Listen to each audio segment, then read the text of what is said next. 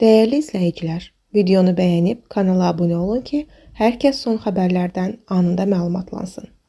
AKTA əməkdaşları tərəfindən həyata keçirilən monitorinqlər zamanı Azza Agro GSC-nin istehsalı olan Fermazlı əmtə nişanlı 82%li yağlıqda kərə yağından götürülmüş nümunənin sınaq nəticələrinə əsasən yağda bitki sterinləri stigmasterin, kampesterin, beta-sitosterin ilə yanaşı yağ turşuları üzrə uyğunsuzluq aşkarlanıb.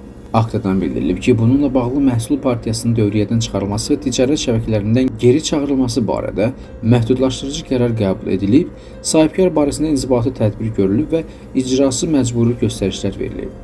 Qeyd edək ki, məhsulların üzərində təbii inək südündən alınmış, pasterize edilmiş qaymaqdan istifadə edilməsi bəyan edilsə də, faktiki tərkibində bitki sterini aşkar edilməsi istehlakçıların aldadılmasına və hüquqlarının pozulmasına səbəb olur. Türklərin çəkdiyi serial və filmlər, tarixi adət-ənənələri, mətbəx və musiqisi ilə zəngin bir mədəniyyətin təbliğinə xidmət edir. Bu istehsalların beynəlxalq bazarda, xüsusilə də xarici ölkələrdə satılması, onların müvəffəqiyyətinin və türk mədəniyyətinin dünyada tanınması istiqamətində atdıqları mühüm addımlardan biridir. Bu sözləri müğənni Nura Suri sosial şəbəkədə yazıb. Sənətçi Azərbaycanda isə filmlərə ayrılan büdcənin təyinatı üzrə xərclənmədiyini bildirib. Bu seriallar və filmlər yalnız əyləncə məqsədini güdmür, türk cəmiyyətinin köklərinə, mədəniyyətinə və həyat tərzinə daimi məlumat gənc nəslə çatdırır. Məsələn, türk tarixinin vacib anlarını canlandıraraq gənc nəslin öz kimliyini anlamaq və tarixi vəzifələrini yerinə yetirmək mövqeyini gücləndirir.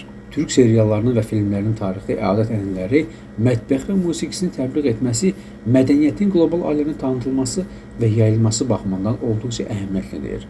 Bizdə isə filmlərə ayrılan pulları yemək üçün kinoların çoxunda hər şeyin ən ucuzuna qaçırlar.